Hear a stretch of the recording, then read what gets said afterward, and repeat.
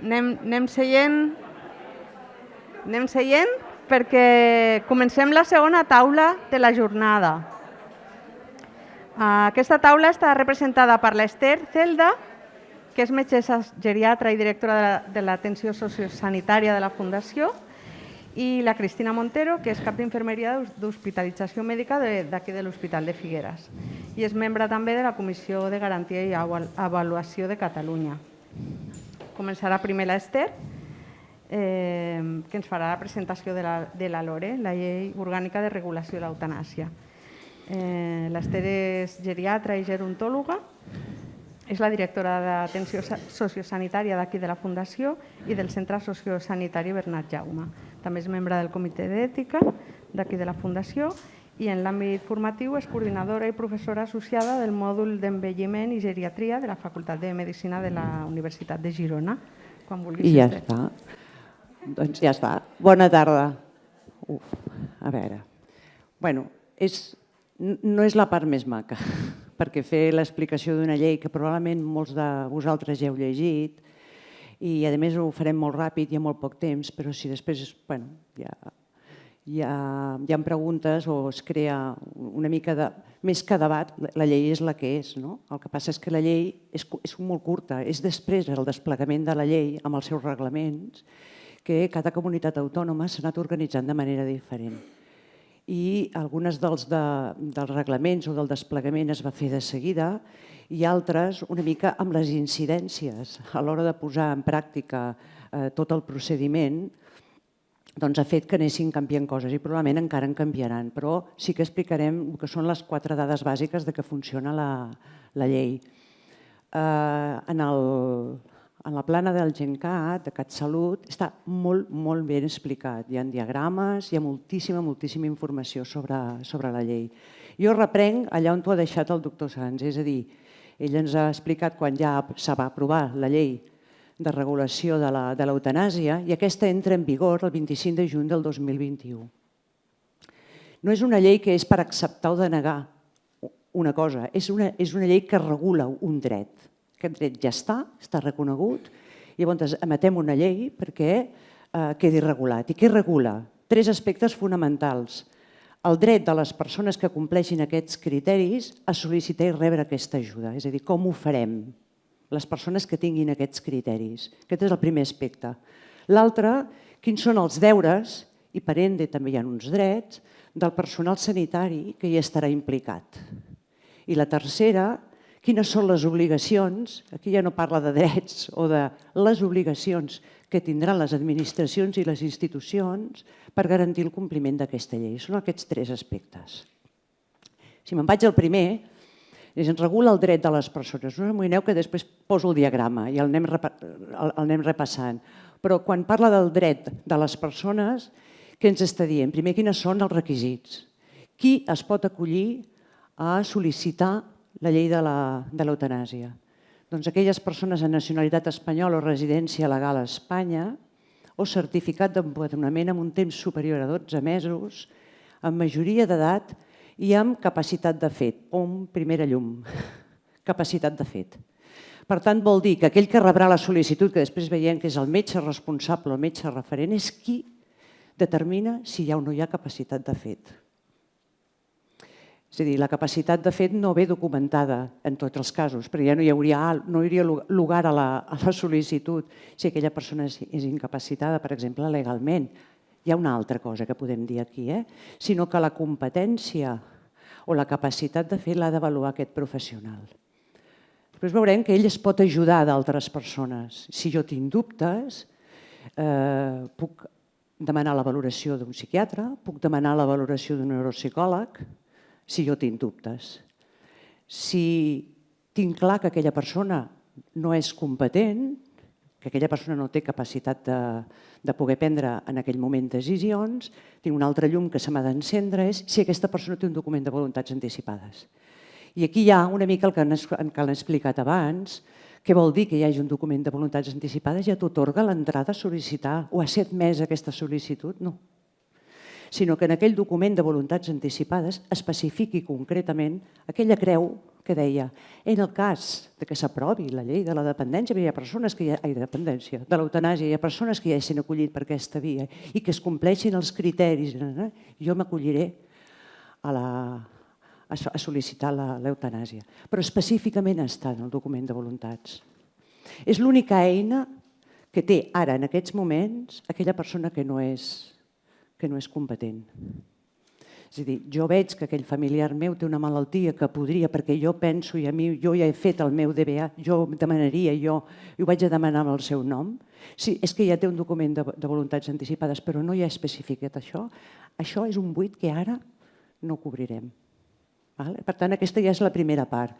I l'altra són les dues condicions. Tenir un patiment greu, crònic, impossibilitant, amb limitació de l'autonomia física i de les activitats de la vida diària, greu, crònic, impossibilitant, o una malaltia greu incurable amb patiment físic, psíquic, constant i insufrible, sense possibilitat de millora clínica, certificat pel personal facultatiu responsable.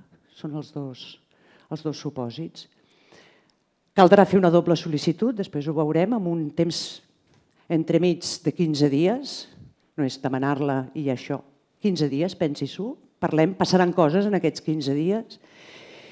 Ha de ser voluntària, la persona aquella ho ha de fer quan fa aquesta sol·licitud davant d'un professional, ha de signar, i per escrit. Si la persona no té la capacitat física, no parlo de competència de fet, de poder-la exercir, es contempla que pugui ser gravada, que pugui ser utilitzant altres mitjans, o bé ho pugui fer una altra persona al seu cantó, que especificarà i dirà per què no la pot fer ella i no la pot signar físicament, i especificarà els motius. I com que això ho haurem de fer davant del metge responsable, això també té validesa. Informació per escrit de les alternatives existents, és a dir, això és el dret que té aquella persona. Té dret de rebre, ja ho veurem en el procediment, molt ràpid, a rebre informació de les alternatives terapèutiques, de més diagnòstic si cal, o d'abordatge pal·liatiu, té dret a rebre-ho no només en el diàleg que mantindrà amb el professional, sinó per escrit. Haurà de prestar, si això va a terme, un consentiment informat i, finalment, també té dret, en el cas que s'hi aculli amb aquesta prestació, a escollir l'equip assistencial que l'acompanyarà. Jo escullo el metge referent, jo escullo on vull rebre la prestació, és a dir, l'àmbit, si és a casa, si és a la residència on visc, si és a l'hospital, si és en un sociosanitari. Jo puc decidir la modalitat d'administració, si vull que sigui administrada per un equip sanitari o si és autoadministrada, el suïcidi assistit. Si vull la via endovenosa o si vull la via oral. Amb inconvenients i avantatges de cada una d'elles. Però aquesta llei també regula el deure, entre parèntesis, també deixo dret, del professional sanitari. I he posat en negreta aquests perquè són els directament implicats en tot el procés. La resta són professionals que podran intervenir en un moment o altre. Qui intervé? Primer, el metge o metgessa responsable o el referent serà el que el primer rebrà la sol·licitud, qui iniciarà tot el procés fins al final, fins al moment inclús en què es fa la prestació. La infermera acompanyant, perquè estarà amb el professional mèdic realitzant aquest acompanyament i, a més, la prestació. El metge o metgessa consultor, que ara us explicaré com apareix pel mig, que és aquell professional que el metge referent o metge responsable, un cop admès i tira endavant en tot el procediment, necessitarà tenir un informe complementari. I ho farà amb un metge consultor, que és un metge que domina, que té formació en la patologia crònica o terminal o incurable de la qual el pacient està sol·licitant l'eutanàsia. Aquest és el metge consultor que farà un informe corroborant que existeix o no existeix. No estem fent valoracions si sí o si no l'eutanàsia, sinó que s'acull realment a un dels supòsits dels que hem parlat inicialment. Emetrà un informe i ja està. Aquest metge no ha de ser del mateix equip assistencial del metge referent, del primer, del metge que inicia. No han de ser del mateix equip. I finalment el farmacèutic, per què? perquè serà el que prepararà la substància, la medicació, han de ser la farmàcia hospitalària de referència, és a dir, d'una residència, d'una àrea bàsica, tindran un hospital de referència i és la farmàcia hospitalària la que prepara la medicació. Per tant, aquí hi ha un farmacèutic que és el que implicat directament amb la preparació. Paral·lelament, en el procés poden intervenir altres professionals.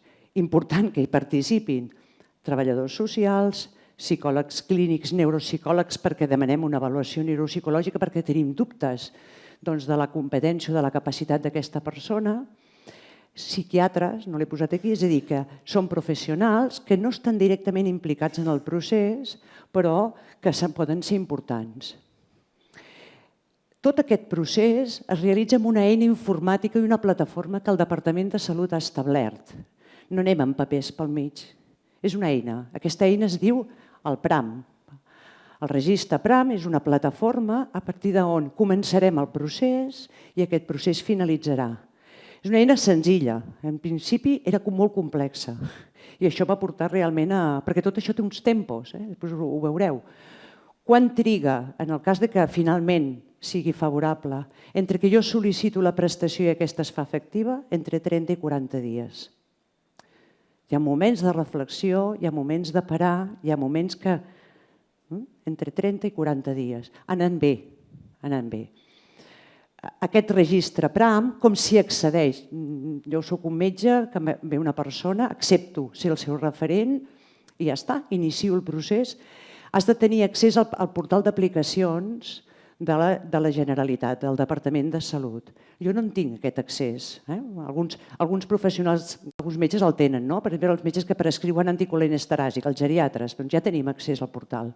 O els metges reumatòlegs que poden prescriure ajudes tècniques, també tenen accés. És una plataforma, no és complexa, però si no hi hem tingut mai accés, és el nostre director de la institució allà on treballem, el director de l'àrea bàsica, el gerent de la Fundació Salut Empordà, d'allà, o sigui, el cap, el superior, el director del metge, que serà el referent, el que a l'oficina pram@gencat.cat sol·licita que a aquell metge se li doni l'alta per accedir al PRAM.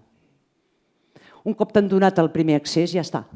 A partir d'aquí hi ha un usuari i hi ha una contrasenya i el metge serà el que entrarà a la plataforma i inicia el procés. Poden intervenir, és a dir, que el metge responsable tindrà aquesta eina, que és el PRAM, on tota la documentació, tot anirà allà. La sol·licitud, els informes que demanarem, tot. Comitès de bioètica, tenim dubtes, també estan aquí com a professionals o com a equips per sol·licitar el recolzament a aquest metge o a la pròpia família, si ho demana. I quan jo deia entre parèntesis drets és, i l'objecció de consciència. I si a mi un pacient em ve a veure, em demana, i jo soc objector, i dic no, doncs aleshores tenim...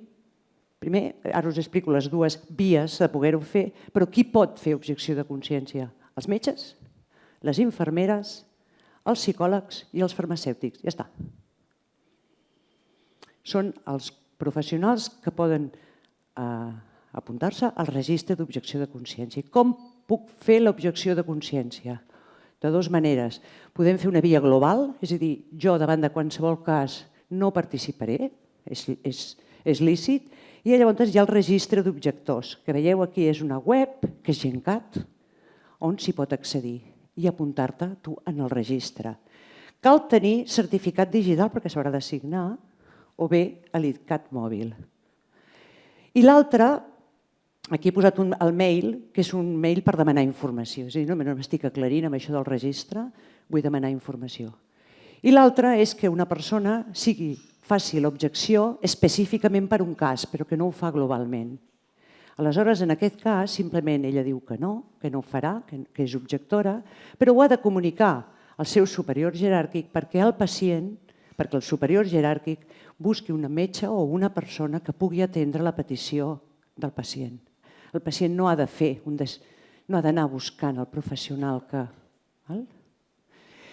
Hi ha persones que diuen, bueno, i llavors si jo en un moment donat puc dir que no, per què m'haig d'apuntar al registre? Doncs també. És a dir, sempre pots dir que no. Sempre pots dir que no i després dir que sí. Sempre pots dir que sí i després dir que no. No passa res. Hi ha un registre en el que teòricament hi accedeixen els responsables dels centres per poder saber quins són els professionals. Si jo soc la directora d'un centre on el 90% dels meus professionals, per exemple, són objectors, en el cas de la demanda d'un pacient tinc un problema, no? Per tant, el registre hi accedeix exclusivament a ells i, evidentment, al propi departament, però ja està. I els drets que té el pacient, les obligacions que té els professionals i les obligacions de les administracions. La prestació d'ajuda per morir està inclosa a la cartera de serveis del Sistema Nacional de Salut, per tant, és de finançament públic. És una prestació que està en el sistema. Es realitzaran centres sanitaris públics, privats o concertats i en el domicili. Depèn d'on vulgui el pacient. L'objecció de consciència és individual del professional, no del centre sanitari. Un centre sanitari no pot ser objector. Ho és el professional. Home, si tots els seus professionals ho són, doncs tenim un problema, però no és l'entitat la que es fa objectora. Els centres sanitaris que realitzin la prestació han d'adoptar totes les mesures necessàries per garantir la intimitat de les persones i la confidencialitat de les seves dades. Tampoc és un secret, és senzillament el que s'ha de fer sempre, que les dades del pacient han de ser confidencials. Sabeu que una part dels informes durant tot el procés es penjaran a la història clínica, però és que la història clínica és confidencial i les dades també. Els serveis de farmàcia dels hospitals referents són qui garanteixen la preparació i el subministrament del fàrmac per fer la prestació. I ara, quan veiem el procediment en parlem, però en parlarà millor la Cristina, no té res a veure amb aquesta última comissió que estic posant aquí, que és la Comissió de Seguiment a la Regió Sanitària de Girona, estableix els seus referents. Abans ja ha parlat la Tanit, jo soc el referent de l'ICS en aquesta zona.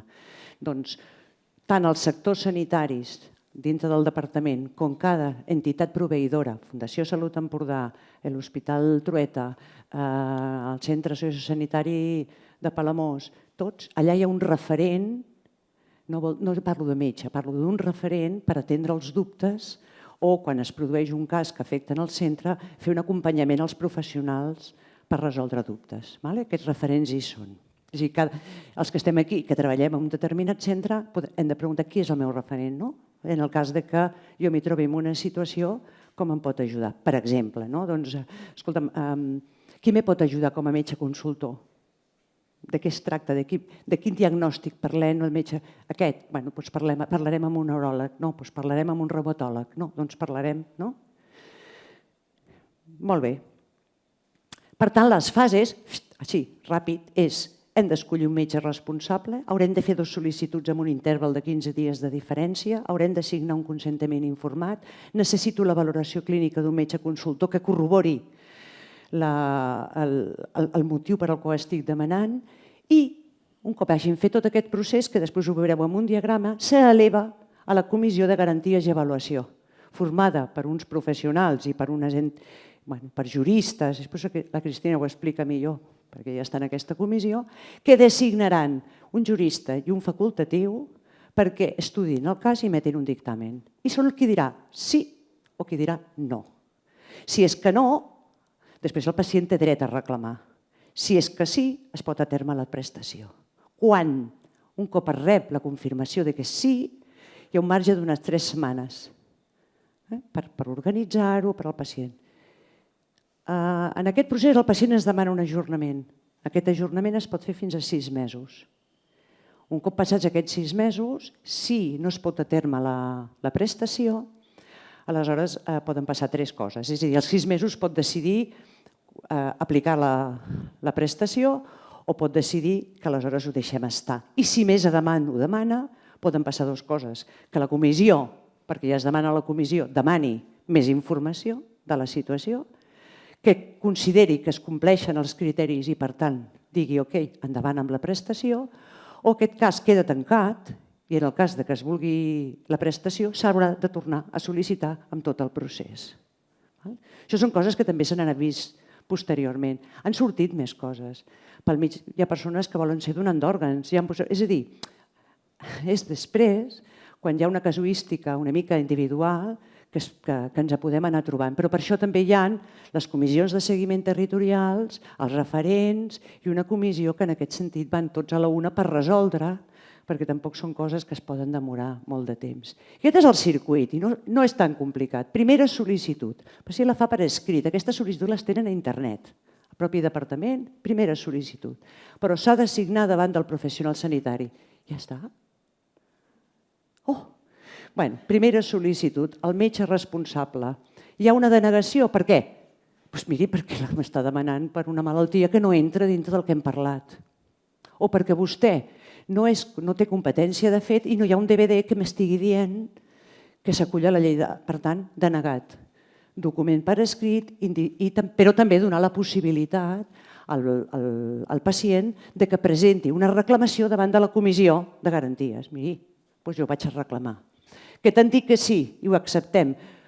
Pacient i metge, amb infermeria o amb qui considerem oportú, comencem una deliberació. Una deliberació que implica, parlem del diagnòstic, parlem de les possibilitats de la cura pal·liativa, parlem de la limitació de lo parlem. Aquesta informació de la que estem parlant, de les possibilitats de cura pal·liativa i tot, l'haig de passar per escrit abans de 5 dies.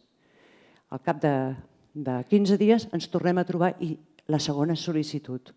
A partir d'aquí tornem a parlar durant 2 dies més, però si ho tenim molt clar, el pacient firma el consentiment informat.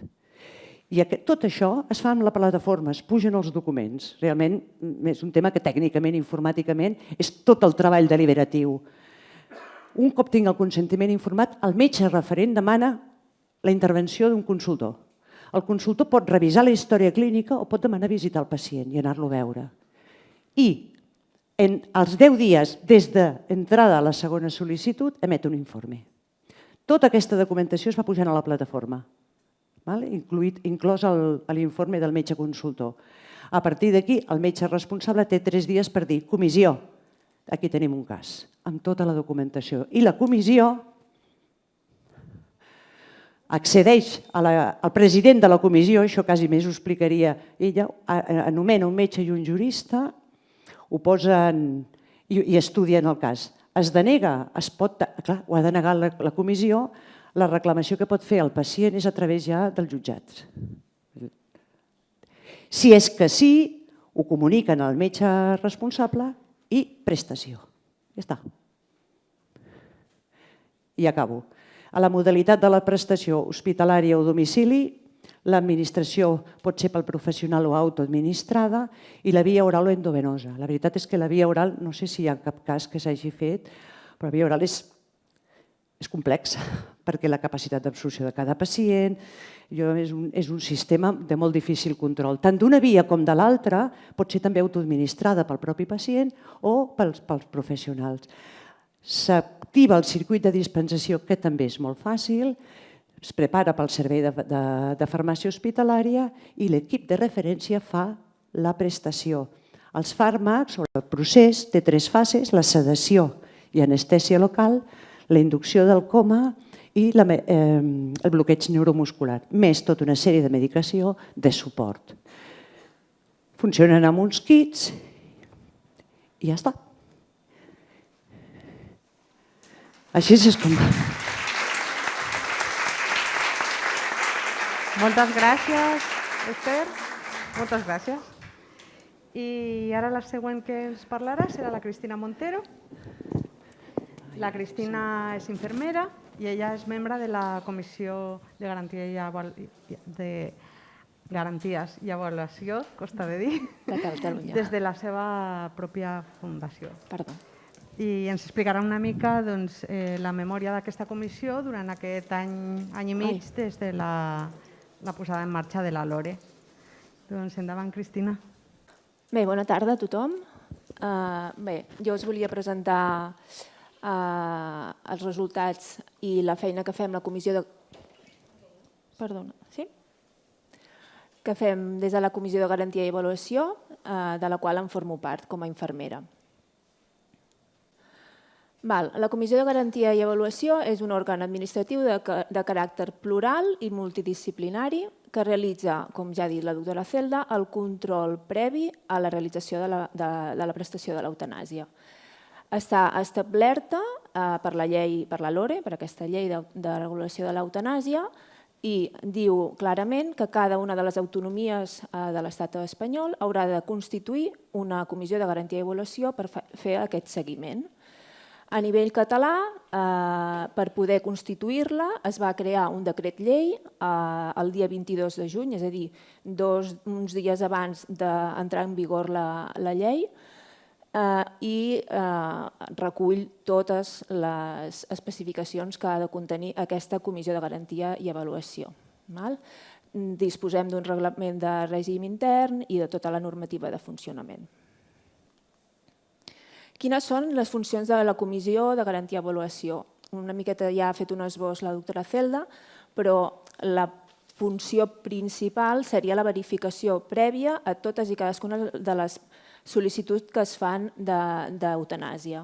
Evidentment, verifiquem que aquestes sol·licituds compleixin els requisits que estableix la llei, tots aquests supòsits que ja ha esmentat la doctora Celda, i per fer-ho, el president d'aquesta comissió nomena un metge i un jurista d'aquesta comissió que hauran d'analitzar el cas en concret i emetre un informe. Aquest informe podrà ser favorable, desfavorable o pot haver-hi un desacord entre ells dos. Això pot existir i, de fet, ha existit, ha passat. També una de les tasques d'aquesta comissió és resoldre totes les reclamacions que poden sorgir.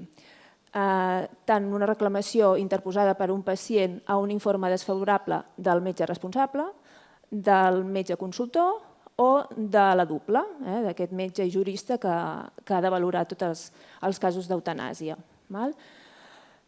I també s'encarrega de resoldre les sol·licituds de desacord, quan hi ha un desacord entre els membres de la dupla, entre aquest metge i aquest jurista que valoren el cas i que entre el jurista i el metge no hi ha acord, o sigui, no hi ha un punt de trobada i en aquests casos s'ha de reunir tot el plenari de la comissió, és a dir, totes les persones integrants d'aquesta comissió de garantia i avaluació i treballar el cas i emetre un dictamen.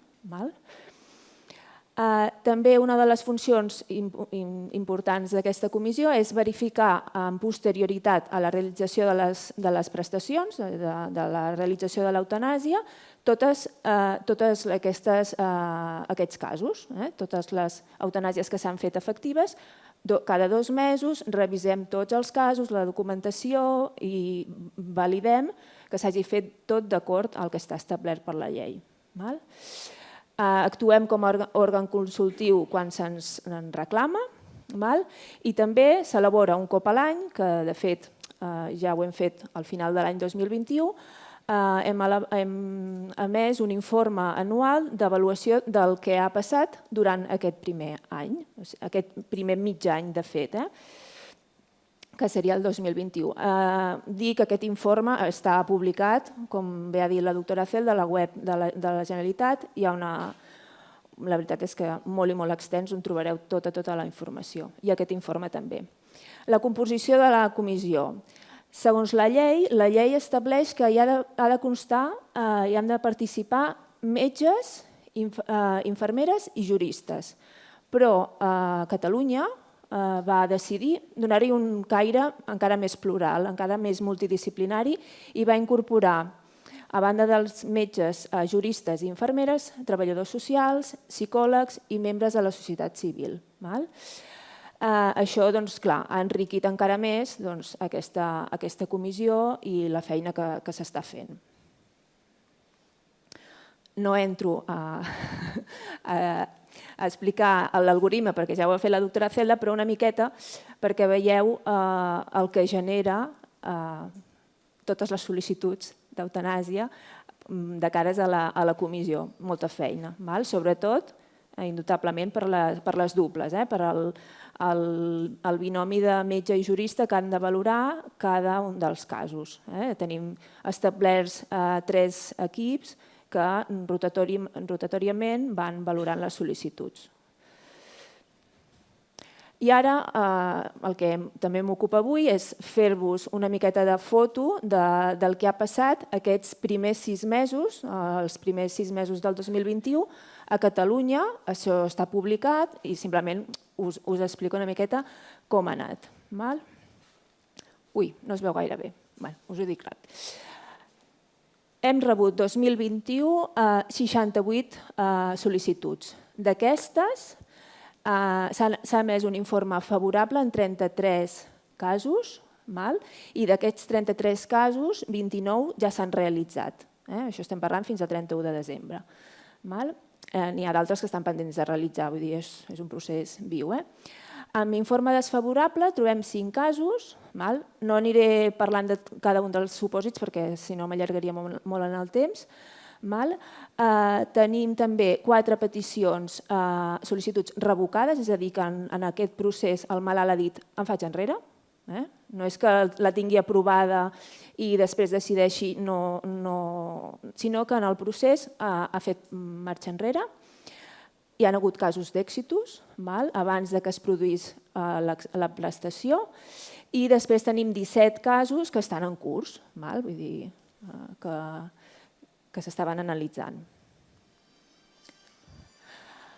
Dades sociodemogràfiques. Les sol·licituds que hem rebut majoritàriament són de la demarcació de Barcelona. Òbviament, hi ha més població, és normal. 51 sol·licituds rebudes, 21 realitzades. Passem segon lloc Girona, després Tarragona i ens trobem amb Lleida que tenim només un cas anecdòtic d'una sol·licitud rebuda. De l'àmbit de procedència de la sol·licitud. Es fa referència a l'àmbit del metge responsable que fa la sol·licitud. Majoritàriament veieu que són peticions provinents d'atenció primària. Això ens indica que primària, metge de capçalera, moltes vegades és el metge que el pacient tria com a metge responsable. Àmbit hospitalari, en segona posició, amb 24 sol·licituds, i l'atenció intermèdia, que seria l'atenció sociosanitària.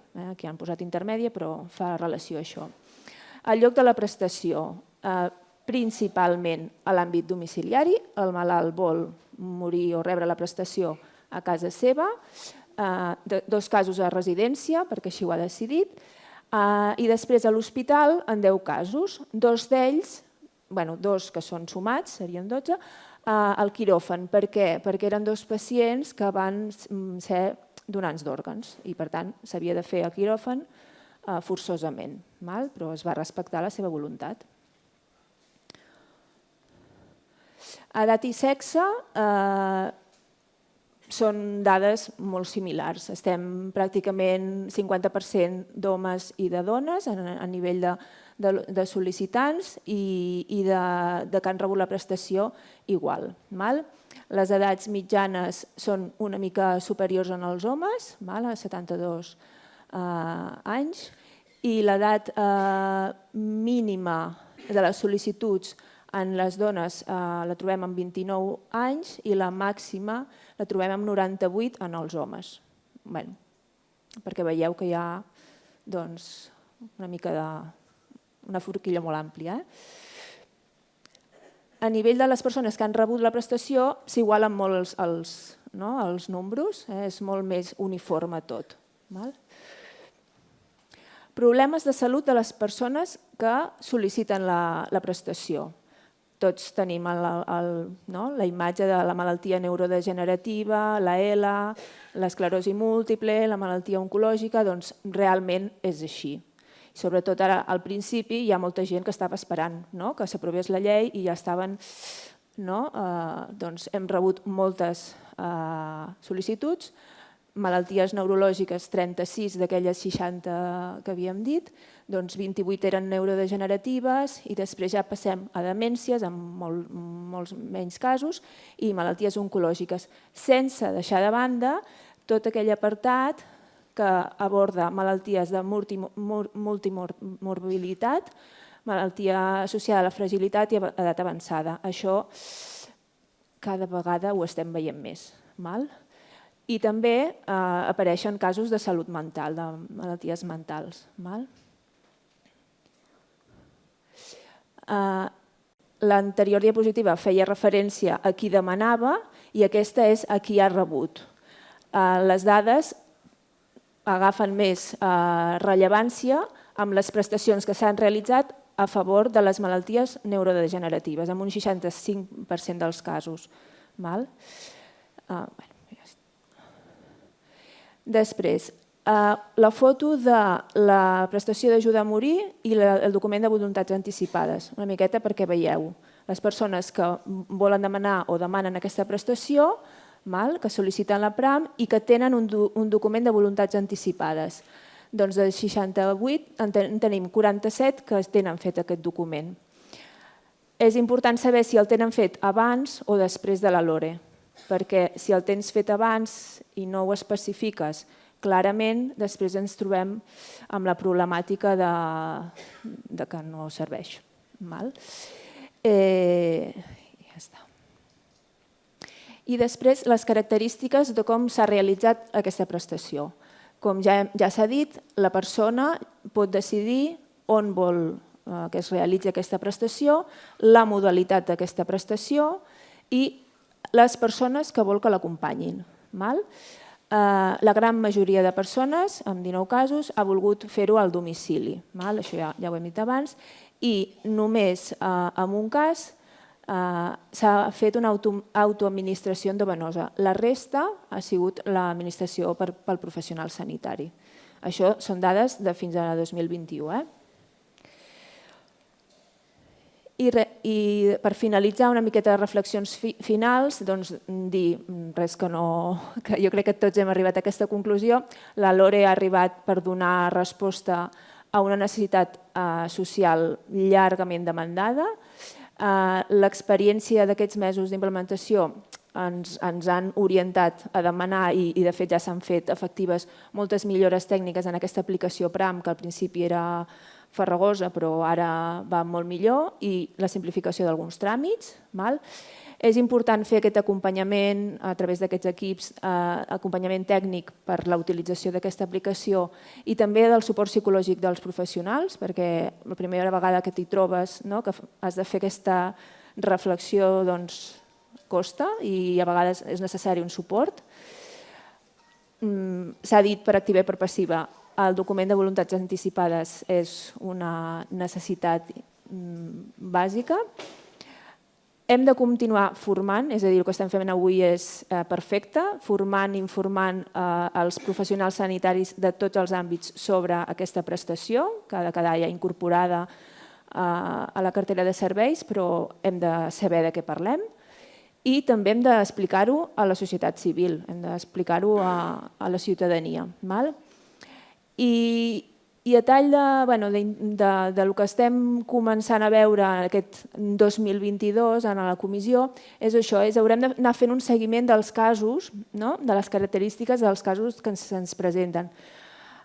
Estem observant que estan disminuint les peticions de malalties neurodegeneratives, perquè tampoc no se'n diagnostiquen tantes, malalties oncològiques estem estancats, sempre és igual, però sí que veiem un repunt, un augment progressiu de casos de malalties cròniques complexes, molt evolucionades, i això dona que pensar i que reflexionar molt, perquè són persones amb edats avançades però que cognitivament estan molt bé i no volen acabar la seva vida d'aquesta manera. I et fa reflexionar molt. A nivell de la comissió hem creat grups de treball i estem molt volcats en aquest tema perquè realment és una cosa que cada vegada ho veiem més. I fins aquí la meva presentació. Si teniu algun dubte. Gràcies, Cristina. Doncs moltes gràcies, Cristina, ha sigut No superinteressant. trec això? I ara veieu que tenim aquí el Vishal Sahani, és el director de l'ABS de l'Escala, i tenim també a l'Esperança Llobet, que també li hem de donar les gràcies com a l'Elvira per venir coixa, i continua a la taula la Cristina. I ara en aquest moment ja li passo el relleu a la Berta. La Berta és la cap de comunicació i de responsabilitat social corporativa d'aquí de la Fundació, i ara et passo el micro. Gràcies. Bona tarda a tots. Vaig cap allà perquè per la taula rodona anirà millor. Primer de tot, demanar-vos disculpes perquè no sóc sanitària i pot ser que certes paraules o certes coses no les digui bé. Disculpeu-me. Després, com podeu veure en el programa, dèiem que comptaríem amb la participació d'un familiar, d'una persona que s'havia acollit al protocol de l'eutanàsia, però finalment aquesta setmana ha declinat la nostra invitació. De totes maneres, hem d'agrair-li la generositat perquè va accedir que jo l'entrevistés, de fet ha sigut aquest matí, perquè ell em pogués explicar una mica com ell va viure aquest procés, aquesta decisió i la malaltia de la seva parella.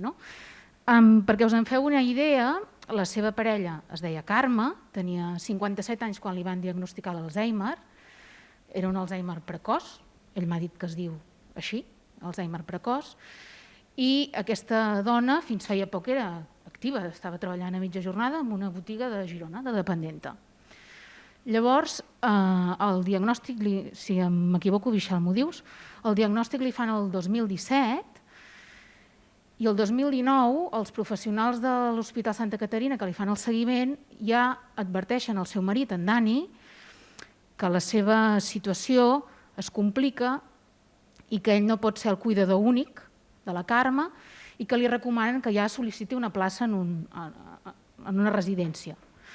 Llavors ell fa la sol·licitud en els Pins de l'Escala perquè aquest matrimoni viu a l'Estartit, per tant la seva àrea bàsica de referència no seria l'Escala, però acaben a l'Escala, fent la sol·licitud a l'Escala perquè la Carme ingressa en la residència als Pins, primer en règim de centre de dia i després ja internada. El 2021 en Dani considera, jo trasllado les seves paraules, jo no conec en cap moment la situació, vull dir que tot és molt subjectiu. En Dani considera que la situació de la Carme és al límit. I recorda que feia uns quants anys havien redactat un testament vital. I m'ha fet gràcia perquè m'ha remarcat, vam anar al notari i vam pagar 40 euros. Tot molt senzill. Encara no hi havia la llei de l'eutanàsia. Llavors, ells van redactar, suposo, aconsellats pel notari, el que els hi va semblar. Paraules, la Cristina ho dirà, després ho expliques bé, però entenc jo que no feia referència a la llei de l'eutanàsia. Llavors, ell recorda que tenen aquest testament, el busca, el troba, però no sap què fer-ne. I al cap d'uns mesos s'aprova la llei de l'eutanàsia. Ho veu als mitjans de comunicació i és com, ara sí, que s'hi queda a fer. Perquè el que expressa en Dani és que el dret a morir és personal i que en les converses prèvies, quan la seva dona començava a tenir la malaltia però encara es podia comunicar, ell creu que ella ja li havia demanat obertament que no permetés que visqués d'aquella manera. El 2021 ell em diu que ella no parla, no hi veu, no es mou i no es comunica ni reconeix a ningú. I és quan decideix, perquè també s'aprova la llei de l'eutanàsia, fer el pas i fer la sol·licitud. M'ha dit sobretot que us agraís la generositat vostra perquè és conscient que això és una qüestió ètica i que quan ell demana això, ell diu que fa un gran acte d'amor cap a la seva parella perquè se l'estima molt i no vol que es mori, però tampoc la vol veure com l'està veient. I que entén que quan us va demanar que apliquéssiu el protocol, en certa manera us estava demanant que anéssiu en contra del que us havia ensenyat la medicina. Jo explico això. Crec que és un bon punt de partida. Com a professionals sanitaris que sou tots, quan s'aprova aquesta llei, quina reflexió fas? Perquè en el primer moment ja et deus plantejar, que si m'ho demanen, què faré?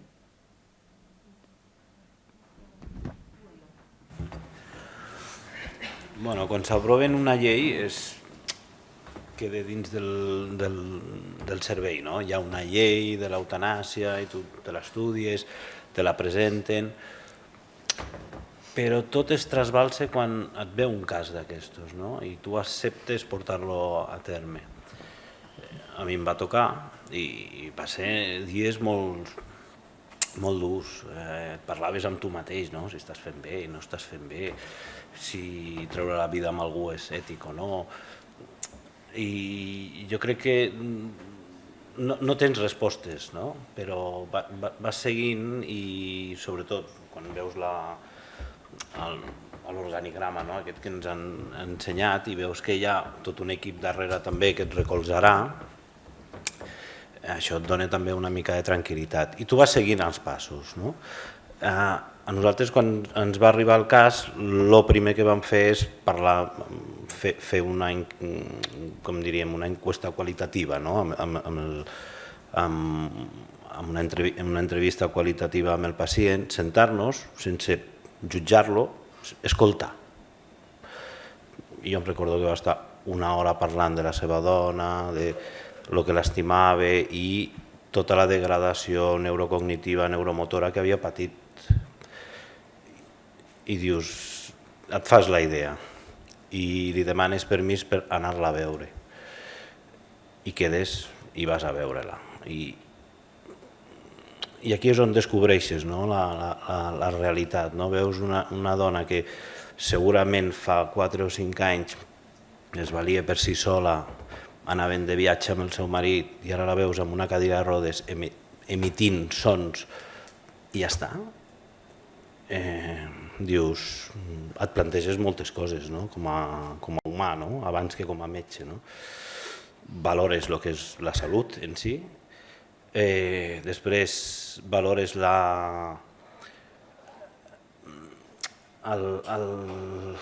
el pas tan valent que ha fet el seu marit, perquè segurament se l'estima, i no la vol veure així, perquè segurament els records que té d'ella són diferents. Arribes a aquest punt, et planteges, dius, anem a veure la documentació, tot el que hi ha.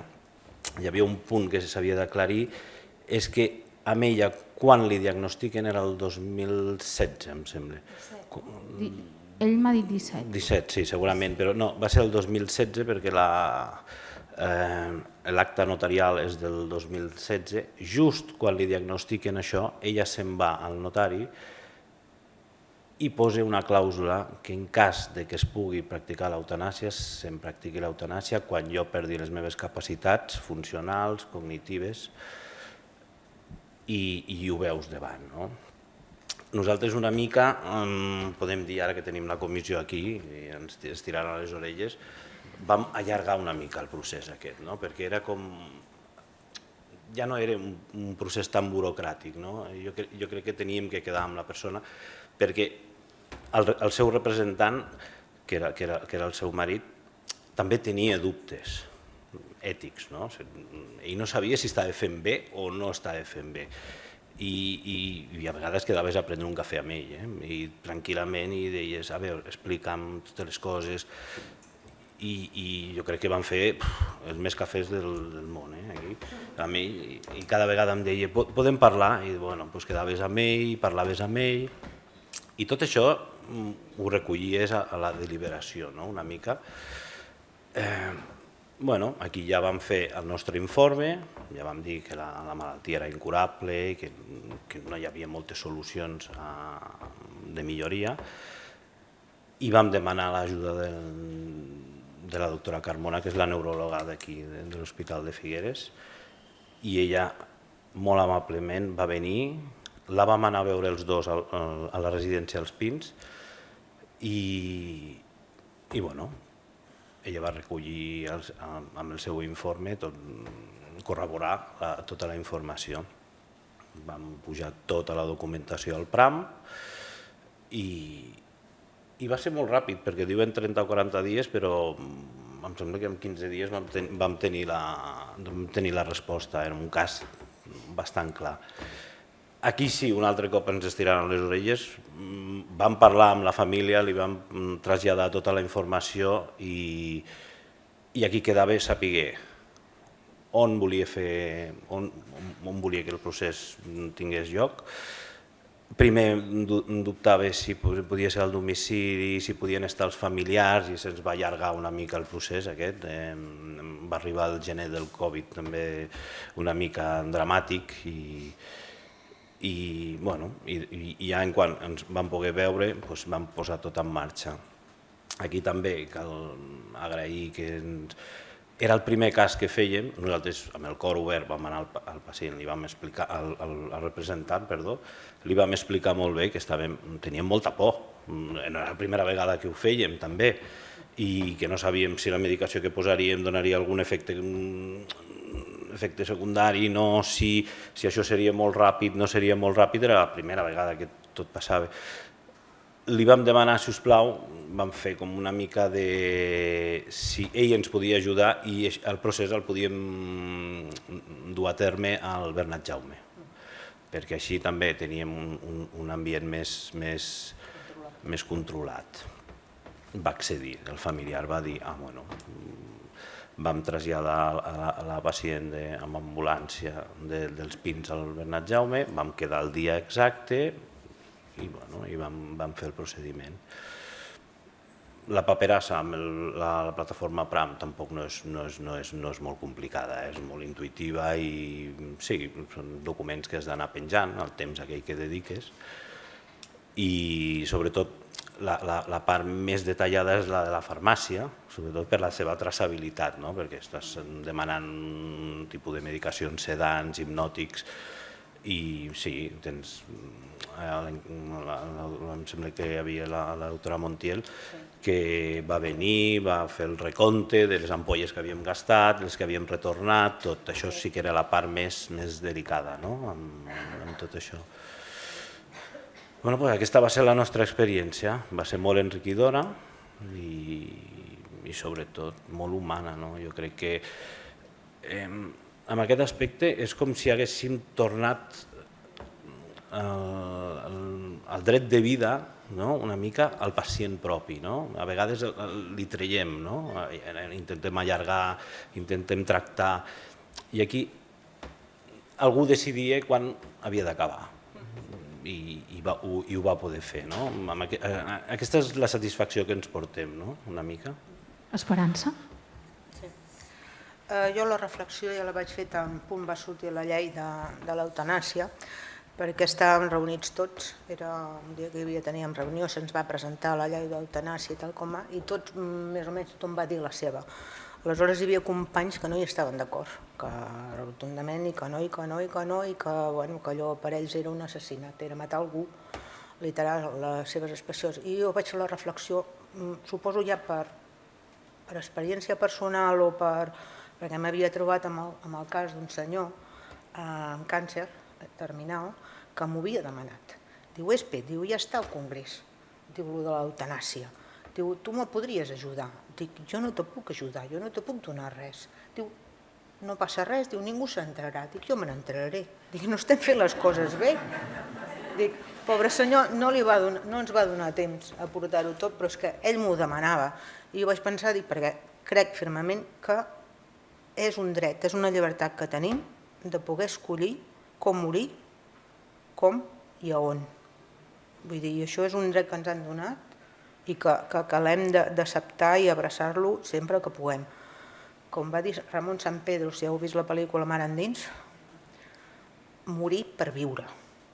I en el cas de la Carme no era viure, literalment, tal com estava. Aleshores, per mi vaig ajudar a morir una persona, no vaig assassinar ningú, entens? I per mi això ho tenia molt clar, i com ho va proposar el doctor Bixal, vaig dir d'acord, endavant. va ser com ens van posar en contacte amb la doctora Mantiel, ens va explicar tot el protocol farmacològic, que com es havia de preparar, les dilucions, la seqüència que es havia de fer, tot. Amb la doctora Celda, gràcies per l'acolliment i el suport, perquè ens van sentir molt ben acollits, al Bernat Jaume. Ens va anar molt bé que el dia abans, quan vam parlar per telèfon, se li col·loquessin les dues vies perifèriques, que això és importantíssim.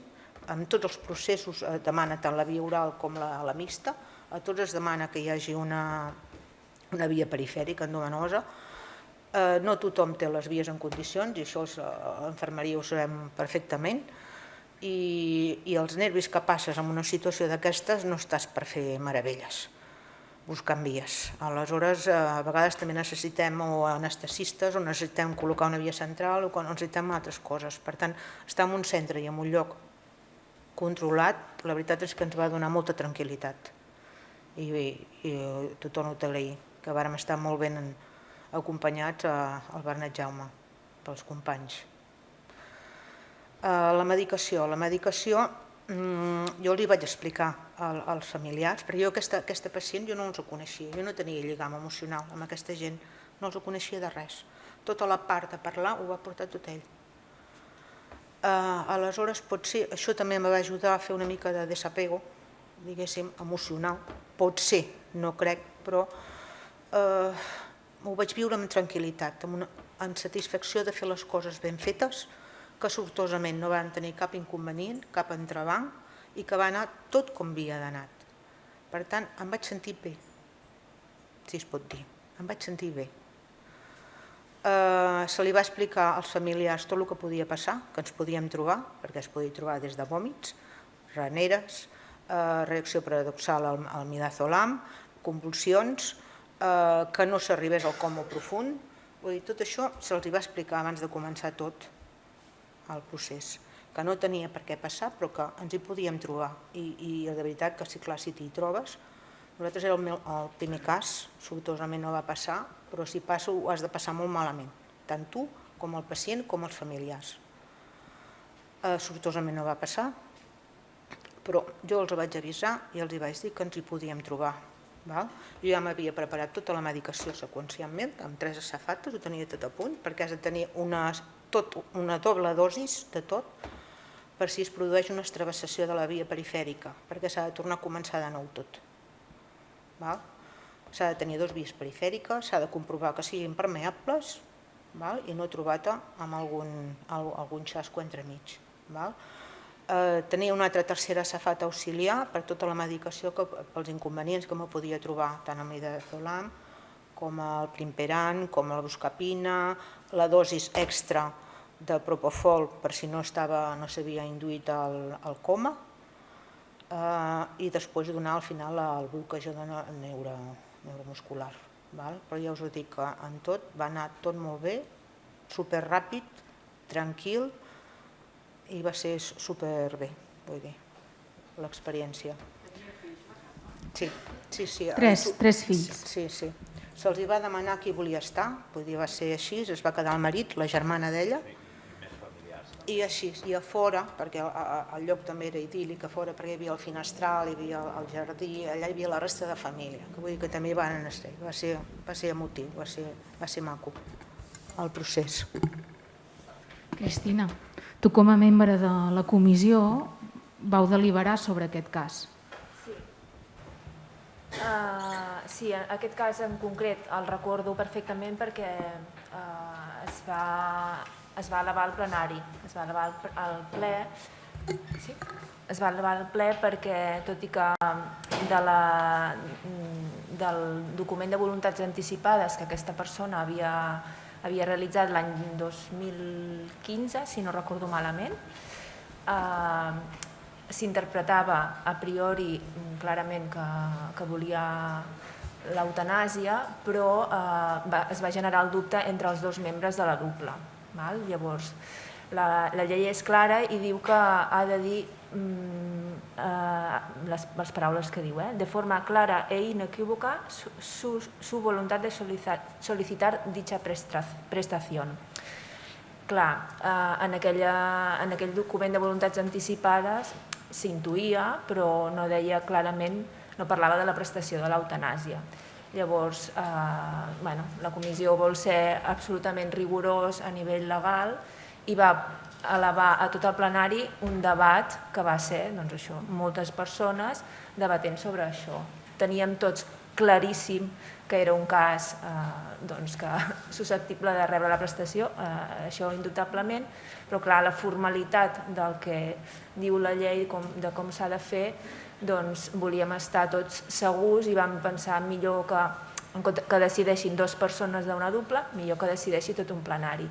Vam llegir molt acuradament aquell document, vam reflexionar molt i vam decidir fer un dictamen favorable en aquell document de voluntats anticipades.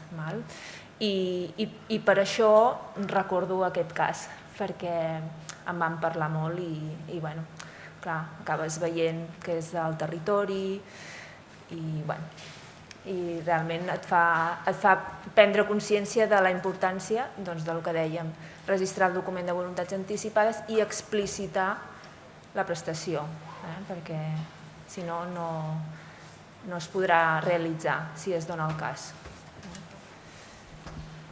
Cristina, el jurista de la dupla té coneixements específics mèdics o té un assessorament específic? No, tots els juristes que integren la Comissió de Garantia i Avaluació tenen, de fet els noms estan publicats, hi ha un decret i tal, tots tenen àmplia experiència en temes sanitaris.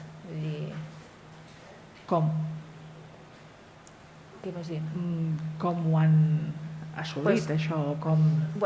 Molts d'ells formen part de comitès d'ètica assistencial, vull dir, de reconegut prestigi a nivell català. Realment és un plaer formar part d'aquesta comissió perquè cada reunió és una sessió magistral, realment és molt enriquidor.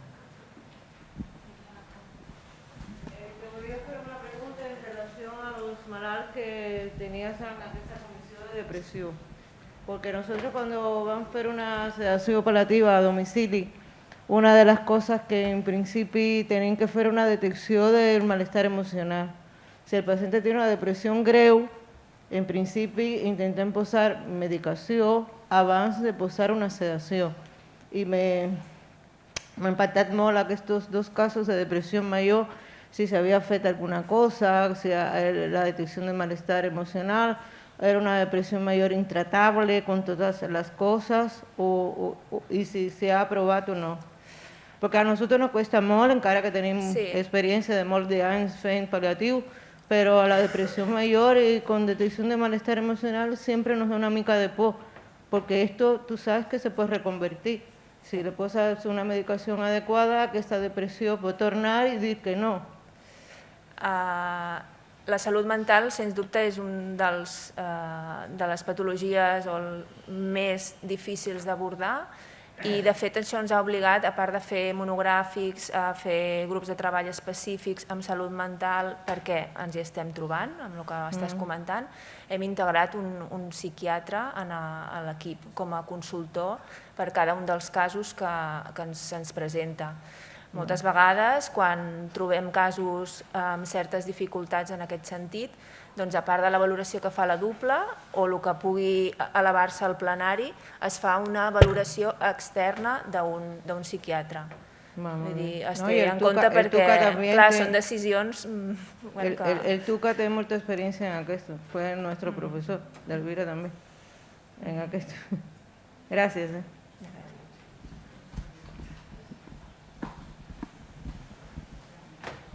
Jo volia comentar una cosa arrel del que deies, Vixal, abans, que el plantejament de si el que s'està fent és ètic o no és ètic. Aleshores, jo crec que és completament ètic, perquè respecta la voluntat de la persona, la seva autonomia, que decideix en base a el que ell considera una vida digna, perquè això cadascú té una consideració particular, i respecte al tema de beneficència, clar, nosaltres ho veiem des del nostre punt de vista. però al punt de vista del pacient l'estàs aportant un benefici màxim, no? O sigui que és completament... s'adapta completament als principis bioètics, no? I que sempre mirant des del punt de vista del pacient, no? Que és el que rep el benefici, no?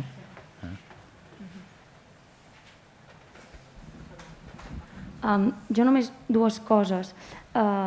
Una, en el sentit de perdoneu, sí, quan el tema de l'objecció, perquè jo he fet formació a molts centres de primària del tema de l'eutanàsia, i amb el tema de l'objecció, perquè ens hem trobat en algun centre que hi ha molt elevada, i crec que és important entendre si és realment objecció, perquè objecció és per creença, per valors, perquè realment va en contra de les teves fes i és totalment respectable i està bé que així sigui, que es pugui respectar i registrar.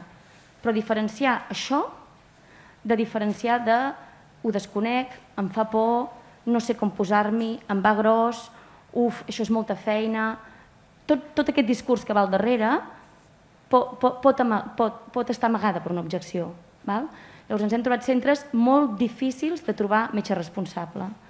I jo crec que aquí falta, estem a poc, no? Però ens fa falta informació, formació, donar seguretat i, com heu dit vosaltres, vau atendre aquest pacient i no us vau sentir sols. Vau buscar ajuda, suport i vau fer-ho en equip. Al final sí que per llei hi ha un metge responsable que signa, però al darrere hi ha persones. Llavors jo crec que és important que això ho repetim, perquè ens hi anem trobant casos. Com deies, el tema de la cronicitat, evidentment, és que s'està allargant la vida de tal manera, en situacions que la gent potser ja no vol viure d'aquesta manera. I això ens hi anirem trobant. I no tenen una malaltia terminal, invalidant, no, però potser ja estan en un punt que per ells viure ja no és digne. I crec que això ens hem d'anar replantejant. I això va lligat amb el tema de consultors. Ens demanen consultors. No és fàcil trobar consultors i a més ens demanen consultors que siguin especialistes de la patologia. I aquí va molt amb el tema d'això que deia fins ara. Hem demanat consultors i alguna vegada esperem resposta i d'altres vegades són persones que ja no estan d'acord amb tot això.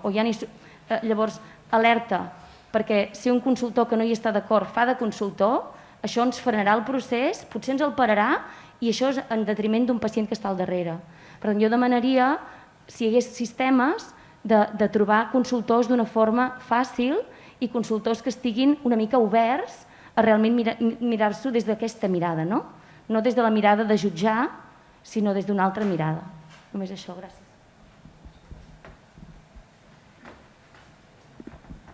¿Algú més? Sí.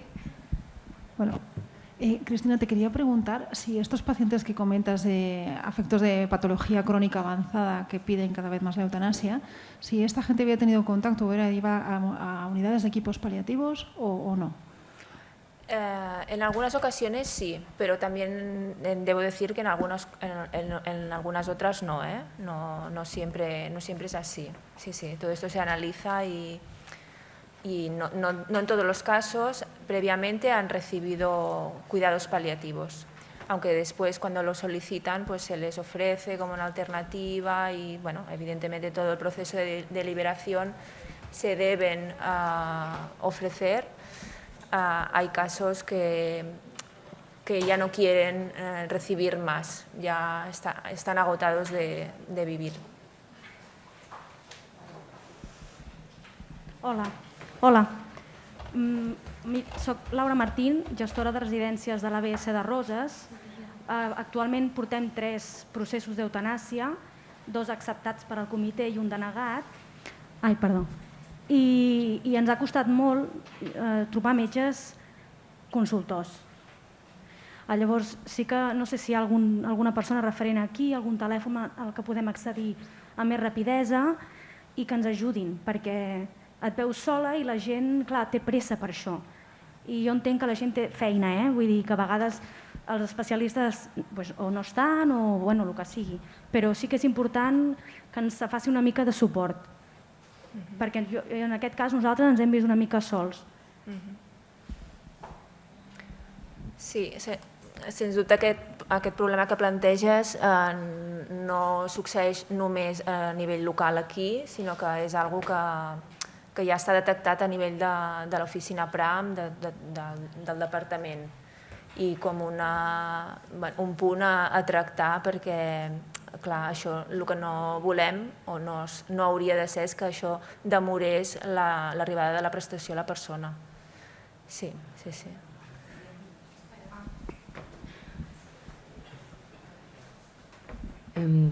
Volia agrair a Vixal i a l'Esperança que hagin compartit el cas i volia preguntar-vos que heu comentat que al ser el primer cas que us he sentit molt bé acollits i a fer-ho al Bernat Jaume, però després de l'experiència, és molt concreta la pregunta a vosaltres, a casa, perquè molta gent de l'estadística que ens han mostrat s'ha fet a casa, per les dificultats que has dit tu, Esperança, de les vies, d'efectes adversos, no sé, ho veieu que sí, que us veieu en cor de fer-ho a casa o creieu que jo soc metgessa de família? Bueno, després de l'experiència del primer cas, jo no crec que hi hagi cap problema de fer-ho a domicili, perquè nosaltres la gran por que teníem era si la medicació s'allargaria molt el procés, no s'allargaria, hi hauria un patiment, no hi hauria un patiment, fins que no... A veure, tu tens un protocol, però dius, a veure com anirà, no? Però després de veure l'efecte i també l'Esperança s'ha d'agrair que va portar 1000 xuletes fetes de la farmacologia que en cap moment ens podíem oblidar de lo que havíem de posar, jo crec que amb això hem après i es pot fer al domicili, es pot fer en una residència, tranquil·lament, com posaries tractaments a domicili. Amb la medicina normal també es fa, igual. Jo una mica per reforçar el que està dient en Vixal, dir que això, en el control aquest que es fa posterior a totes les prestacions, clar, l'equip assistencial ha de fer 2 informes explicant tota una sèrie de dades, així com s'ha produït la prestació, és a dir, si hi ha hagut algun inconvenient, si ha funcionat tot d'acord al previst, és a dir, com ha anat tot. I tots els casos, o sigui, hi ha hagut 2 casos d'incidències menors, vull dir, el que està dient, que és un protocol que ja està molt quadrat perquè no hi hagi d'haver cap eventualitat. Com a molt, això, aquestes incidències menors que una via es va estrevessar i vas haver de tirar de la que ja tenies de reserva. Vull dir, és un protocol molt ben pensat. Si us sembla bé, fem 3 preguntes i ho deixaríem aquí? Sí? Fem per ordre?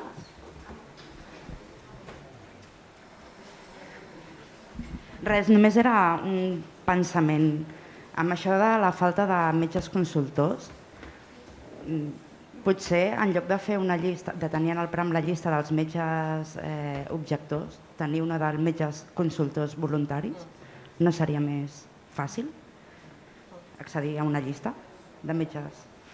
Sí, això entenc que el referent de cada centre podria plantejar com una opció.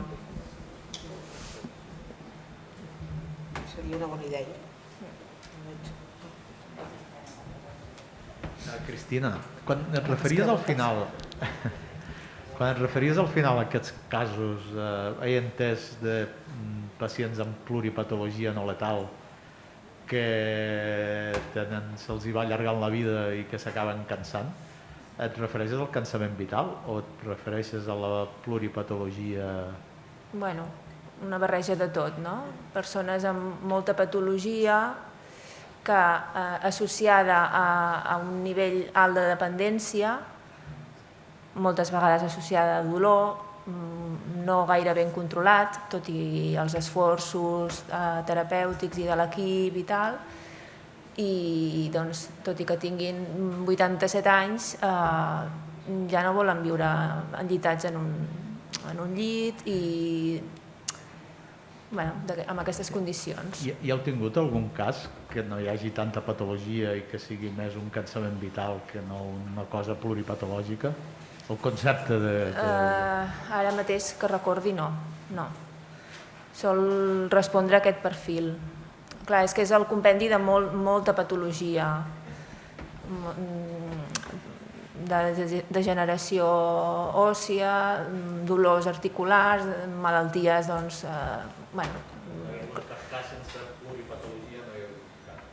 que jo recordi, no. Clar, pensa que jo tampoc m'arriben tots els casos, vull dir, és més la dupla. En aquest cas volia intervenir. Fins ara, amb aquests pacients mai se'ls demanava tampoc si volien viure o no. Ara tenen el dret, saben que poden decidir no viure. També hem canviat una mica la manera de pensar amb els pacients crònics.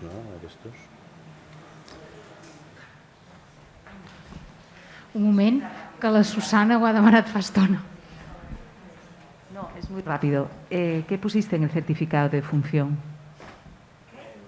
En el certificado de defunción.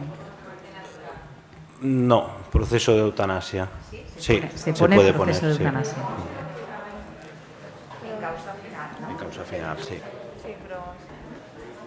Per al·lusions hi ha dues persones que volen respondre i ja ho deixem, Aviam, el que es posa és, vull dir, és que es posa ho sabeu vosaltres, però a nivell, per exemple, d'assegurança està considerat mort natural, que és important, perquè hi ha gent que això és una cosa important per ells. Jo volia, des de DMD hi ha una cosa que potser no hem expressat prou bé, que és que estem molt satisfetes amb com s'està desplegant, tot i aquests problemes, en com s'està desplegant la llei en general. Però, evidentment, hi ha un seguit de qüestions que, tal com deies, s'han d'anar posant al dia perquè estan sorgint, unes coses estan sorgint i altres, per exemple, el que deia la companya de la residència de Roses, és importantíssim. Nosaltres considerem que posant al davant altres zones de l'Estat, una cosa que ha sigut clau aquí és el paper dels referents per territori. És una cosa que ens ha diferenciat moltíssim a nivell de la resta de l'Estat, a part de tenir una comissió amb una visió oberta i que realment agafa l'esperit de la llei. Això per una banda i per l'altra això dels referents. És importantíssim. En aquest moment, el dels referents s'ha de reforçar i s'ha de reforçar entre altres coses per les residències. Les residències, que és un món a part, les residències privades, el tal, el qual, aquí s'hi ha d'arribar. I això ho tenim claríssim. Vull dir que, d'alguna manera, l'esforç que ja fan els referents s'ha de multiplicar, s'ha de donar suport a la primària, perquè moltes vegades són de primària, per poder fer aquesta tasca. Però el de les residències és bàsic, realment. Bueno, yo quería decir que esto que decías, ¿no? Que la única forma de parar con los crónicos es la eutanasia, estoy totalmente en desacuerdo, como te puedes imaginar, y que aquí el protocolo es muy reciente, pero que lleva esto más de 30 años, ¿no? En Inglaterra están, claro, entonces realmente ahí están las trayectorias clínicas, ahí está la evolución de la enfermedad y evidentemente que se habla con el paciente y se debe, ¿no? Y yo creo que es básico tratarlo bien, por eso decía lo de los cuidados paliativos, ¿no? Porque realmente es lo que haces, es un acompañamiento. No, la medicina no solo es curar. Con la evolución que tenemos no lo es. Y nada, solo esto. ¿No? Doncs bé, ja... Moltes gràcies a tothom. Bueno, donem ja per acabada la xerrada. Moltes gràcies a tothom, als ponents, a tots els que esteu aquí, als patrocinadors que ens han donat suport i espero que ens veiem aviat. Merci a tothom. Adéu.